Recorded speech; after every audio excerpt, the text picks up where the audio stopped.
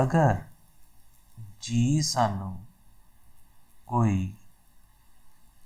Group दिता, so first part is when G is some group, और उहदे विच की हो रहा, उहदे विच एक प्रॉपर्टी सैटिस्फाई हो रही in which a B raise to power i which is equal to a raised to power I, b raised to power I, or this is for 3 consecutive समझते तुसी, और नाल होना चाहिए integer. So this property is true for 3 consecutive integer and AB belongs to G, और A तो B G का हिस्सा है. तो असी प्रूव करना then G is abelian group. So first prove करना G is abelian group. और सेकंड पार्ट है कि give an example to show that, give an example to show that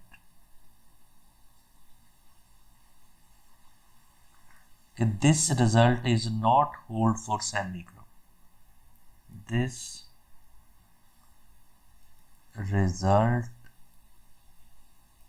is not hold for semi group. ठीक है जी. सो पहला तो असी first part नू प्रूव करना, फिर प्रूव करना एक ऐसी एग्जाम्पल देनी जिहदे विच साडे कोल ये रिजल्ट होल्ड ना करे in the case of semi group. So this is a solution. ठीक.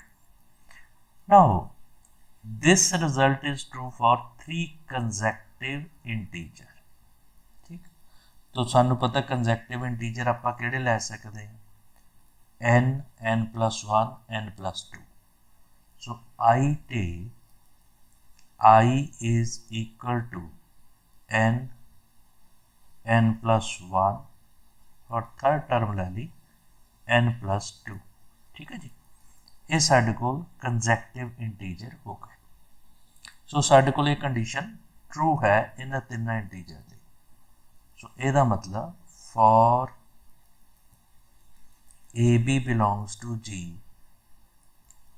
AB raised to power n, which is A raised to power n, B raised to power n, AB raised to power n plus 1, which is A raised to power n plus 1, B raised to power n plus 1. ठीक है जी. और third साडे कोल आ गया n plus 2. So third आ गया AB n plus 2, which is equal to A raised to power n plus 2, B raised to power n plus 2. सो जिहड़ी साडे कोल condition सी उन्हां नूं मैं लिख रहा equation number 1, equation number 2, equation number 3, क्योंकि साडा रिजल्ट जिहड़ा आ वो किहदे लई ट्रू आ, that is true for 3 consecutive integer. तो कंजैक्टिव इंटीजर किहड़े चूज कर ले, n, n plus 1 and n plus 2. ठीक है जी. Is it right? Anyone respond जरूर. Yes. ठीक है जी. Yes, sir. ना असी जिहड़ी प्रूव की करना कि साडे कोल it is a abelian group, यानी कम्यूटेटिव प्रॉपर्टी प्रूव करनी. तो मैं 3 नंबर तो स्टार्ट करूँगा, फिर 2 ते जाऊँगा, फिर 1 ते जाऊँगा, या इदा भी कह सकदा 3 तो स्टार्ट करूँगा, 2 नू यूज़ करूँगा, फिर 2 तो स्टार्ट करूँगा, 1 नू यूज़ करूँगा. लो जी. So by property number 3, so third property ਨੂੰ मैं ਜਿਹੜਾ ਆ ਉਹ ਚੂਜ਼ ਕਰ ਲਿਆ, ਦਿਸ प्रॉपर्टी, और इस प्रॉपर्टी ਨੂੰ मैं लिख सकता, so what is this is a b raised to power n plus 2 which is equal to a raised to power n plus 2 b raised to power n plus 2, ठीक। It implies, बड़े ध्यान नाल समझियो, देखो base same then there is addition of power, so first term ਨੂੰ मैं express कर सकदा ab raised to power n plus 1, ठीक। ਉਸੇ ਢੰਗ ਨਾਲ ਤੁਸੀਂ ਬਾਕੀ ਆਪਣੇ ਮਿਊਟ ਕਰ ਲਓ ਜਰਾ, ਉਸੇ ਢੰਗ ਨਾਲ a raised to power n plus 1 ਨੂੰ मैं लिख सकदा a into A N plus 1, ठीक। और उस तो बाद दूजी टर्म लिख सकता मैं b into B N plus 1, this values, ठीक। ये मैं इदा तां लिख रहा ताकि मैं कैंसिलेशन ला नूं ऑपरेट कर सका।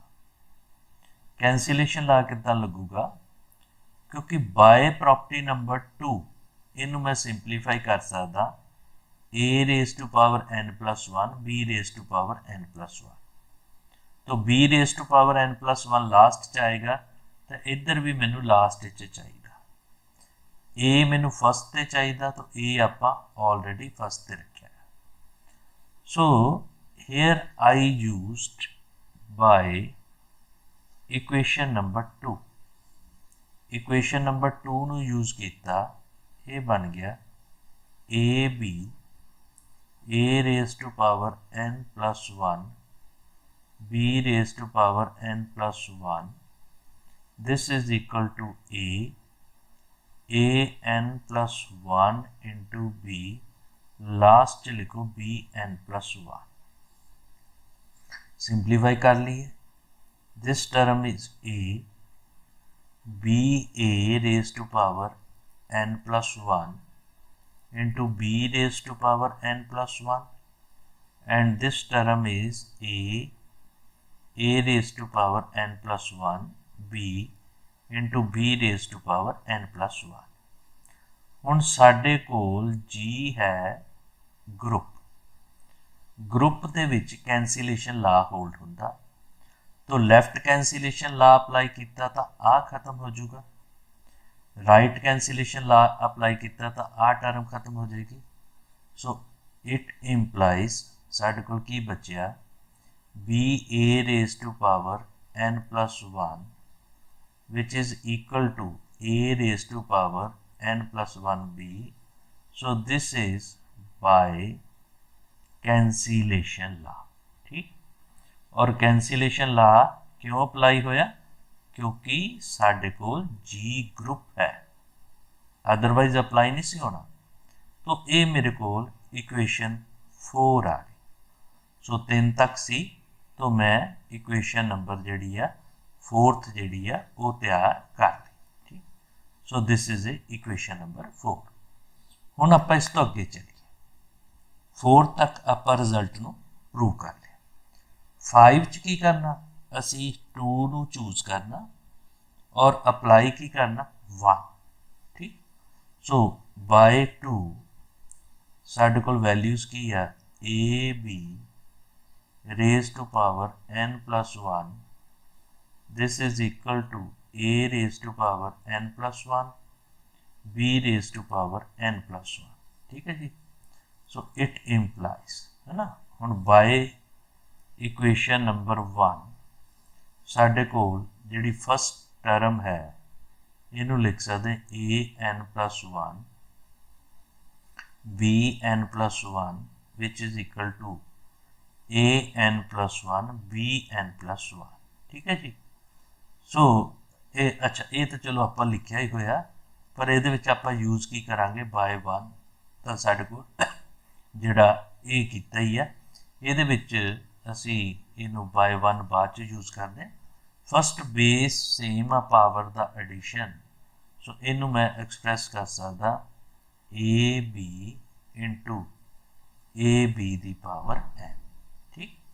सो this value can be written as a B, ए दी n बी दी n, ठीक। तो आ चीज़ नूं मैं ब्रैकेट च लै ली। सो फस्ट मेरे को ए आना चाहिए, लास्ट बी दी पावर n, तो मैं इनू एक्सप्रैस करूँगा a into a the power n। तो ए मेरे को फस्ट आ गया। और लास्ट च मेरे को की आना चाहिए बी दी पावर n, तो इनू मैं लिखूँगा B into B raise to power n, ठीक। सो आ साडे कोल इनू मैं ब्रैकेट च चूज कर लिया। सो साडे कोल दिस वैल्यूज आ गई। नाउ जी अगेन सानू की दिता ग्रुप, ग्रुप च की होल्ड हुंदा कैंसिलेशन ला। जो कैंसिलेशन ला होल्ड होया, लैफ्ट नाल आ खत्म, राइट नाल आ खत्म, तो तुहाडे कोल टर्म बच गई B A raise to power n, A raise to power n into B. ये साडे कोल इक्वेशन आ गई, इक्वेशन नंबर 5, ठीक। सो असी दोनों इक्वेशन जड़ियाँ फाइंड आउट कर लियाँ। सो एक साडे कोल रैक्टेंगल वाली इक्वेशन आ गई, एक साडे कोल सर्कल वाली आ गई। सर्कल वाली इक्वेशन नंबर 5 आ और रैक्टेंगल वाली इक्वेशन नंबर साडे कोल 4 है। तो मैं इक्वेशन नंबर 4 नू चूज करन लगा। इक्वेशन नंबर 4 यानी रैक्टेंगल, ठीक है। सो इदा मैं तां लिख रहा ताकि तुहानू याद रहे रैक्टेंगल वाली इक्वेशन किहड़ी है।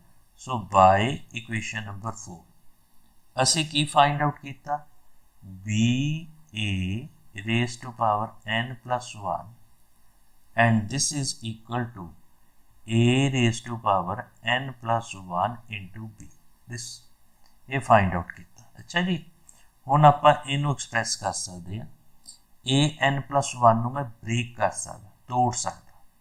अच्छा, इनू मैं दो ढंग नाल तोड़ सकदा, जां तां मैं लिख सकदा इनू a into a the power n, जां लिख सकदा ए एन इंटू ए, ठीक। हुण ये सोचो कि मैं दोनों चों किहड़ा फॉर्मेट यूज़ करा, तो मैं फॉर्मेट आ यूज़ करूँगा। वाई? क्योंकि जदों मैं फॉर्मेट यूज़ किया तो मेरे को ये वैल्यू मैं यूटिलाइज कर सकता, ठीक है। तो this can be written as a raise to power n into b. So इनू मैं ब्रैकेट दे विच लै लिया। हुण मैं इक्वेशन नंबर 5 यूज़ की, तो ये आ गया ए, फिर आया बी, फिर आया a raise to power n। So this is equation number 5, this values are. तो this I write this values, इस इक्वेशन नूं मैं ये बराबर लिखता। हुण तुसी इस राइट लैफ्ट हैंड साइड नूं देखो, लैफ्ट हैंड साइड नूं मैं किद्दां एक्सप्रैस कर सकदा, बी, ठीक है, ए, फिर लिख सकदा ए दी पावर n, और राइट हैंड साइड नूं देखो की लिख सकदा ए बी ए दी पावर n। फिर कैंसिलेशन ला दो, जो कैंसिलेशन लाया B A is equal to के बराबर आ गया ए बी के बराबर आ गया for every a b belongs to G. So बहुत ध्यान नाल देखो, ये साडे कोल किहड़ी प्रॉपर्टी आ गई, कम्यूटेटिव प्रॉपर्टी आ गई। जे कम्यूटेटिव प्रॉपर्टी आ गई so it means this G is a abelian group. So जिद्दां मैं तुहानूं दस्सिया, अगर उसे ढंग नाल तुसी याद रखोगे तो तुहानूं क्वेश्चन बिल्कुल नहीं तंग करेगा कि आपां कित्थों शुरू करना कित्थों खत्म करना। सो साडे कोल आ गया जी, साडे कोल अबेलियन ग्रुप आ गया। सो 3 यूज़ किया, 2 किया ते 1 यूज़ किया। हुण आपां ये गल प्रूव करनी कि जिहड़ा साडा रिजल्ट आ ये सैमी ग्रुप लई नहीं ट्रू। तो आपां एक एग्जाम्पल कल डिस्कस की सी, वो बार बार यूज़ होनी है। सो किहड़ी एग्जाम्पल सी, कंसिडर ए फाइनाइट साडे कोल semi group G having 2 elements, याद आ, हैविंग 2 एलिमेंट्स। सो ये 2 एलिमेंट ही सी और बाइनरी कंपोजिशन की सी विथ बाइनरी कंपोजिशन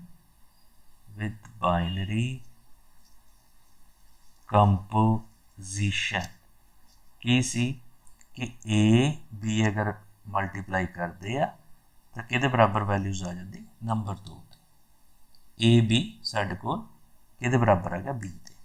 हुण देखिए कि जिहड़ी साडे कोल गिवन कंडीशन दित्ती क्या वो होल्ड करती है। ठीक है जी, वो साडे कोल 3 कंजैक्टिवली करनी चाहिए है। पहला असी लिया ए बी दी पावर एन, तो ये कितना आ गया साडे कोल बी दी पावर एन ये मुताबिक। ठीक, हुण ए बी यूज़ कर लो इत्थों, है ना।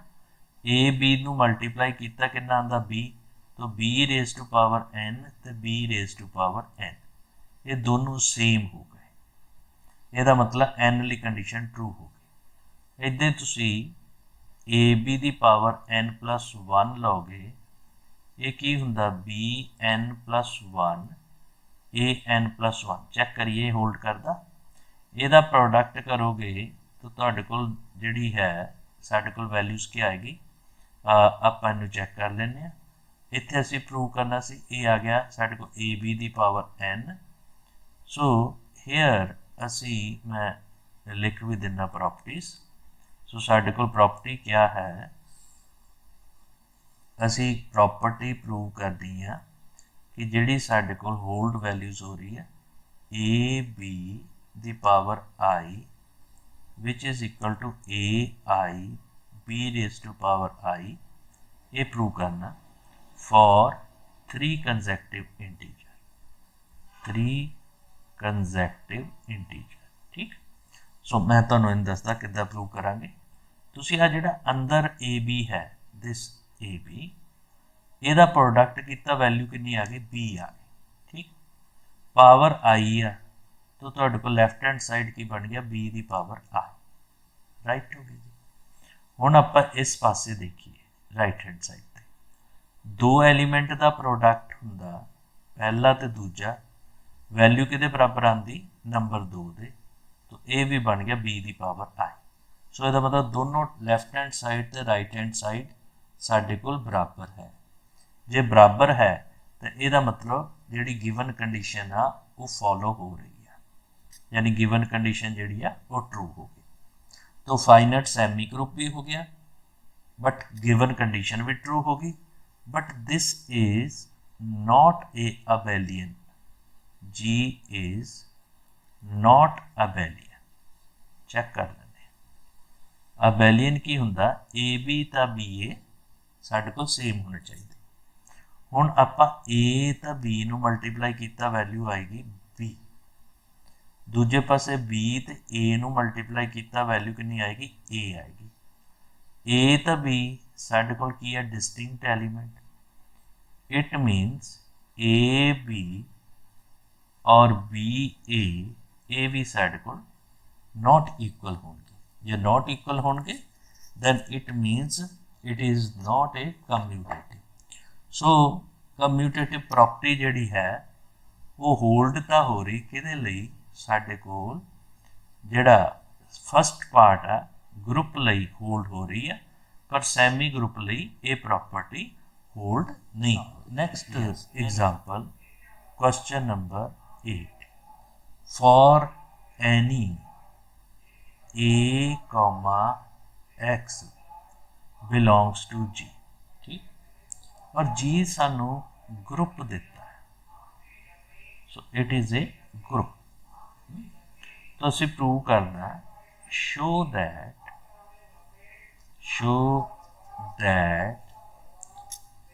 X inverse a x raise to power N.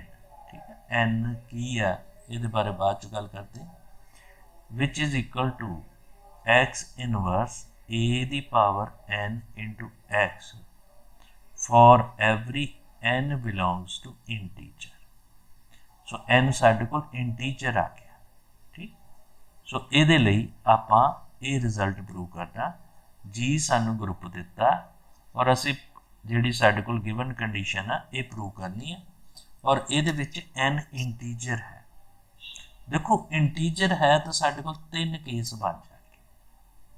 ਪਹਿਲਾ ਕੇਸ n 0 ਹੋਏਗਾ, दूजा केस पॉजिटिव इंटीजर, तीजा case negative integer.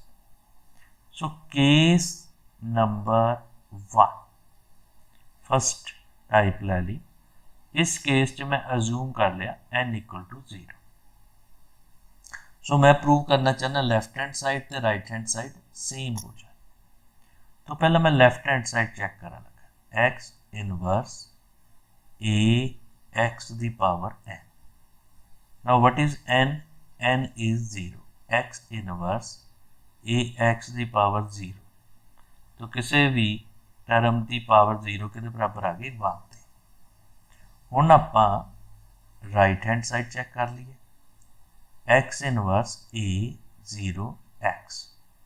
So what it becomes? It becomes x inverse into 1 into x। ये दी पावर 0 होंदी। So this can be written as x inverse into x, क्योंकि group आ इन्हां दोनों का product identity के बराबर होएगा और मल्टीप्लिकेटिव आइडेंटिटी साडे कोल किहदे बराबर आ 1 दे। सो दिस इज ए 1। तो साडे कोल दिस टर्म भी 1 दे बराबर आ गई, दिस टर्म भी 1 दे बराबर आ गई। ਇਹਦਾ मतलब n इक्वल टू 0 ਲਈ ਸਾਡੀ कंडीशन ट्रू हो गई। So it implies x inverse ax raised to power 0 which is equal to x inverse a the power 0 into x। So साडे कोल ਇਹਦੇ ਲਈ condition ਜਿਹੜੀ ਆ true हो गई। Now I take case number 2। So here I take n is positive integer, positive integer. ठीक है जी, positive integer का मतलब सानू पता ही है और असी अजूम कर लेने हैं कि अगर साडे को n पॉजिटिव इंटीजर है तो उहदे लिए असी रिजल्ट प्रूव करना। Now we shall prove it, we shall prove the result by induction, mathematical induction। so mathematical induction नाल असी रिजल्ट किद्दां प्रूव करीदा? फस्ट ऑफ ऑल रिजल्ट जिहड़ा n इक्वल टू 1 ਲਈ ट्रू होवे, फिर असी अजूम कर लीदा रिजल्ट m ਲਈ ट्रू आ और प्रूव किहदे ਲਈ करीदा m प्लस 1। सो पहला मैं n नू 1 चूज कर लिया, ये प्रूव करना चाहता।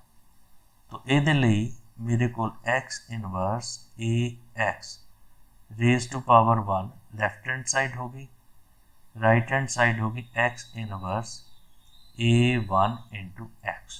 चैक करिए, जो चैक किया तो साढ़े को दिस टर्म जी लैफ्ट हैंड साइड आ ये कि बराबर आ गई x इनवर्स ए एक्स दे और राइट हैंड साइड भी की आ गया x इनवर्स ए एक्स दे।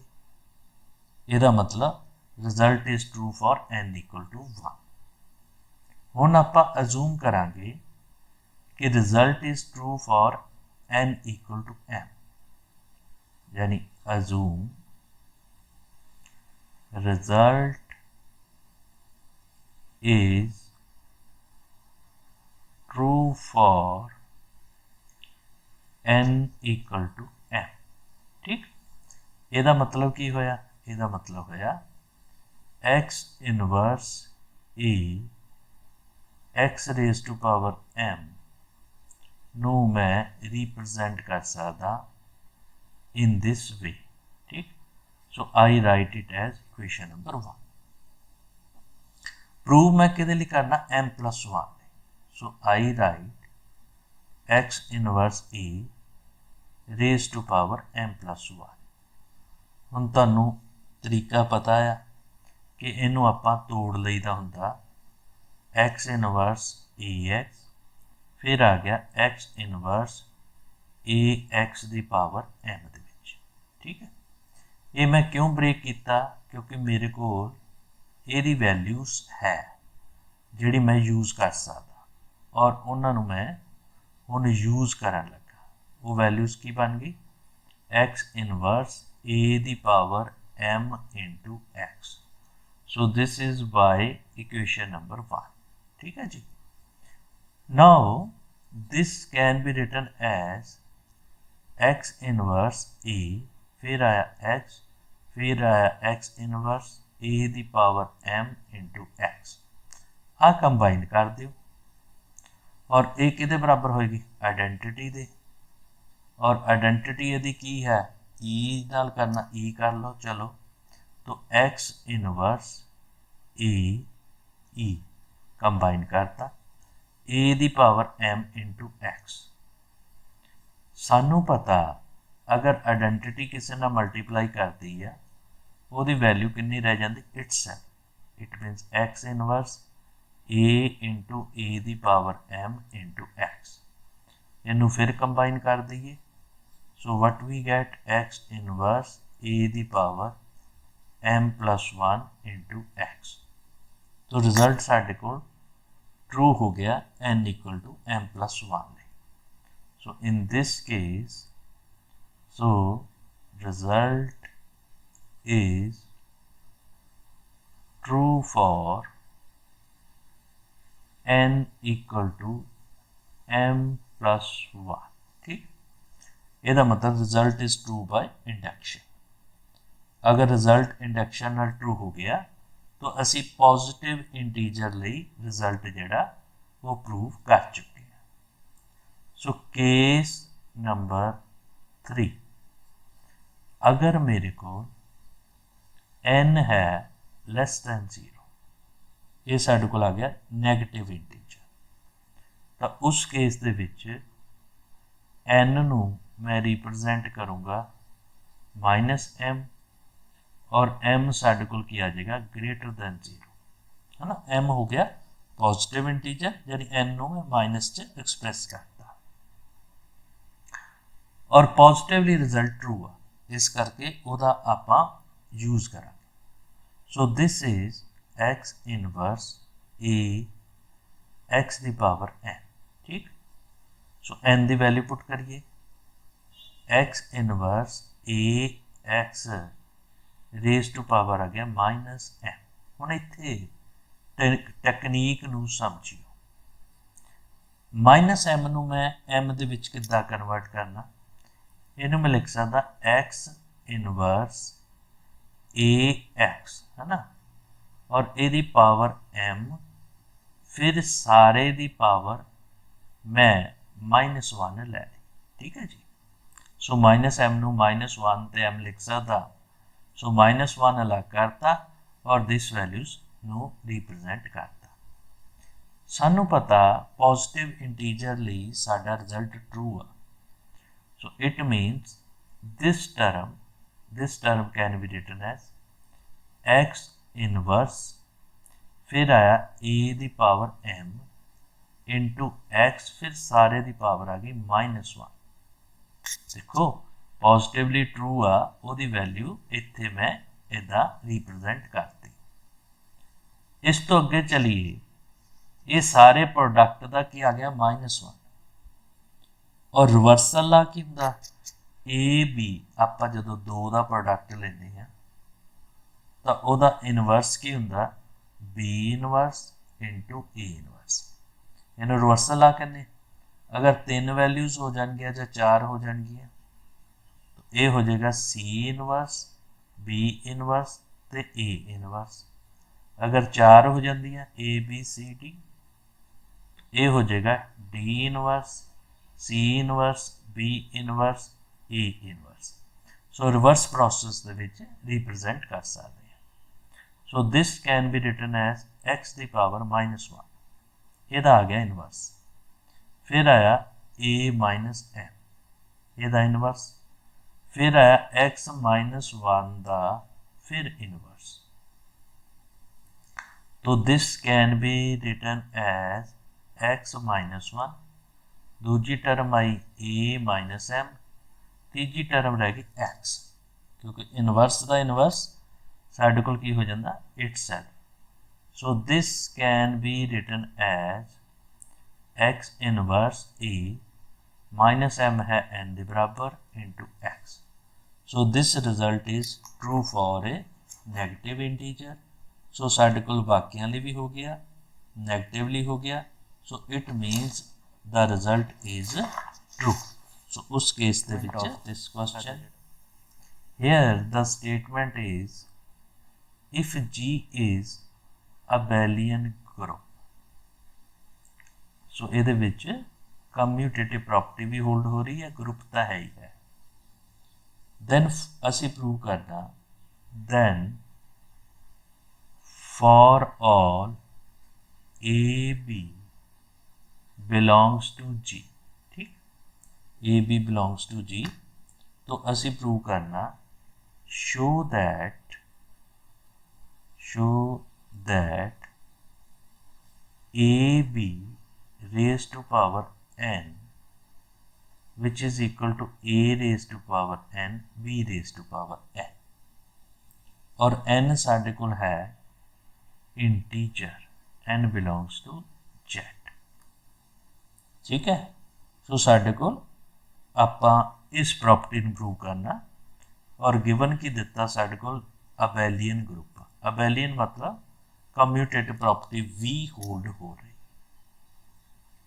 सो इस केस दे विच भी साढ़े कोल 3 हिस्से हो गए जिदा पिछले क्वेश्चन च कीता। सो केस नंबर 1 n नू 0 लवांगे, फिर पॉजिटिव तो फिर नैगेटिव। जे केस n इक्वल टू 0 आ तो तुसी देखोगे ए बी दी पावर 0 1 आ जाता। दूजे पासे देखो ए दी 0 बी दी 0 नू लिख सकते 1 इंटू 1 इक्वल टू 1, और इन्हां दोनों तो तुसी लिख सकते ए बी दी power 0 which is A raise to power 0 B raise to power 0।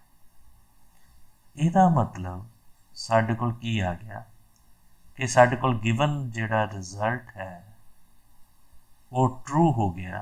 Result is true for n equal to 0, ठीक। तो पहले केस दे विच साडा रिजल्ट ट्रू हो गया।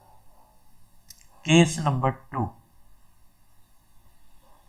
केस नंबर 2, इस केस च n साढ़े कोल है पॉजिटिव इंटीजर, पॉजिटिव इंटीजर, ठीक है जी। तो positive integer are then again we will prove it by induction. So पहला n इक्वल टू 1 लिए देखिए।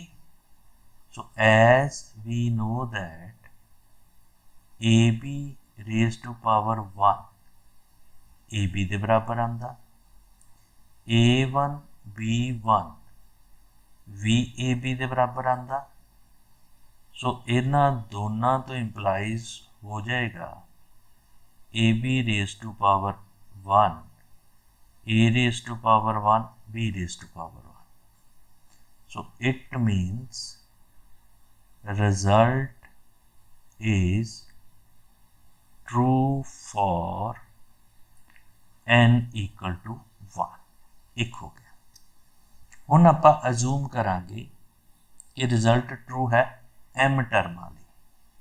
सो assume result is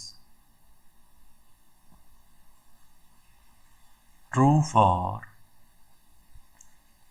n equal to m, और प्रूव के लिए करांगे m प्लस 1। हुण देखो जे n इक्वल टू m लिए रिजल्ट ट्रू है तो मैं लिख सकता A B raise to power m which is equal to A raise to power m B raise to power m। Prove के लिए करना m plus 1। So this is A B raise to power m plus 1 लिए result prove करना। इनू मैं लिख सकदा ए बी, फिर आ गया ए बी दी पावर एम, और ए बी दी पावर एम ली रिजल्ट ट्रू आ, so this can be written as a B, ए दी एम, बी दी m, right, and this can be written as a b a the power m b the power m, associative property apply करती। लो हुन अगले point नूं ध्यान नाल समझो।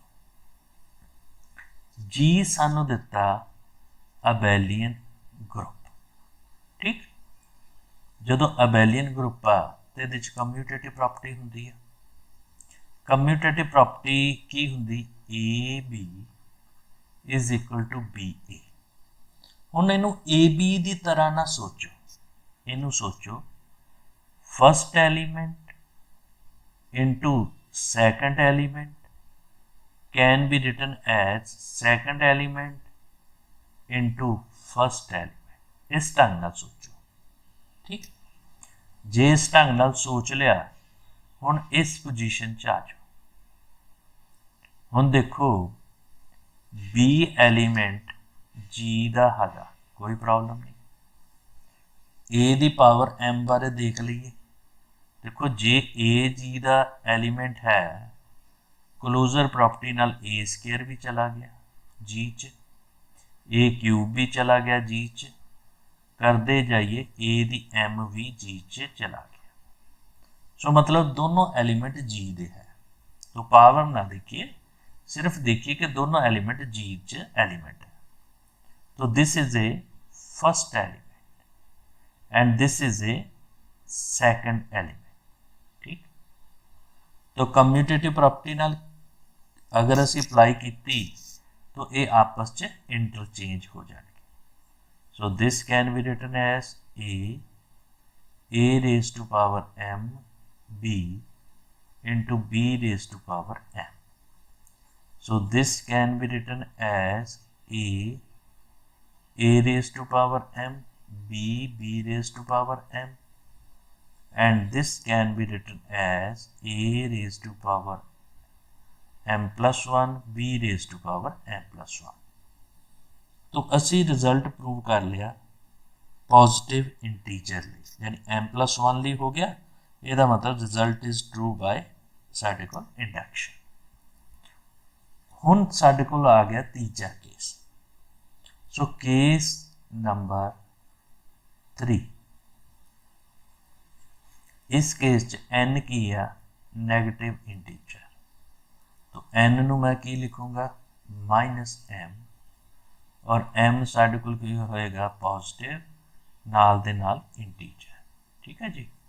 लो जी, उस केस दे विच जदों असीं प्रूव करना ए बी दी पावर एन, उस ढंग नाल लिख सकते ए बी दी पावर -m, और फिर इनू मैं लिख सकता ए बी दी पावर m, फिर सारे दी पावर -1, जिद्दां पिछले क्वेश्चन च कीता सी। हुण पॉजिटिव इंटीजर ली रिजल्ट ट्रू आ, तो अप्लाई कर दिए ए दी m, बी दी एम, दिस आ गया, फिर सारे दी पावर -1।